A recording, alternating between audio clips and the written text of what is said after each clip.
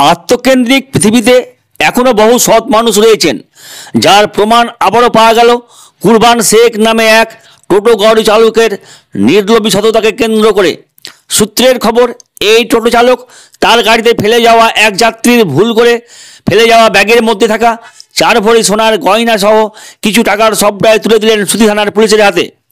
আর সুতি থানার শ্রীধরী গ্রামের বাসিন্দা শ্রেয়া প্রামাণিক তার ভুল করে ফেলে যাওয়া সোনার গয়না এবং নগদ টাকার সবটাই ফেরত পেয়ে কৃতজ্ঞতা জ্ঞাপন করলেন কুরবান শেখ এবং সুতি থানার পুলিশকে। বিষয়টি জানতে পেরে মুগ্ধ প্রতিক্রিয়া দেখিয়েছেন নেটিজেনদের একাংশ। বিষয়টি কি? সূত্রের খবর, সোমবার রাতে বহরমপুর থেকে বাড়ি ফিরছিলেন শ্রীধরী গ্রামের জনৈকা শ্রেয়া প্রামাণিক।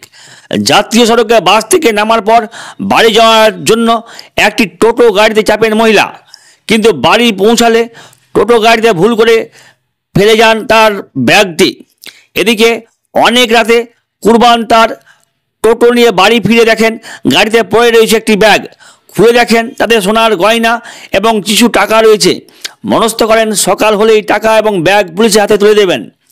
অন্যদিকে বাড়ি ফিরে শ্রেয়া দেখেন গহনা ভর্তি এবং 5,000 টাকা রাখা ব্যাগটি ফেলে এসেছেন।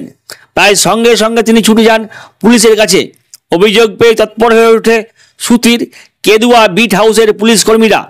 সিসিটিভি এবং খোঁজ নিয়ে অনেক রাতে এই পুলিশ ছুটে যান বীরভূমের কাশিলা গ্রামের কুরবান শেখের বাড়ি। পুলিশ এবং শ্রেয়াকে দেখে ফেলে রাখা ব্যাগ কুরবান তুলে দেন পুলিশের হাতে। পরদিন কেদুয়া বিট হাউসে শ্রেয়া প্রামাণিকের হাতে খোয়া যাওয়া ব্যাগ হস্তান্তর করে দেন বিট হাউসের ইনচার্জ মৃদুল বিশ্বাস। শ্রেয়া জানিয়েছেন, ব্যাগে রাখা সমস্ত সোনার গয়না, টাকা পয়সা সবটাই মিলেছে, তবে বাড়তি মিলেছে পুলিশের দায়িত্ব কর্তব্যের পরিচয়ের সাথে কুরবানের সততা বলে তিনি মন্তব্য করেছেন।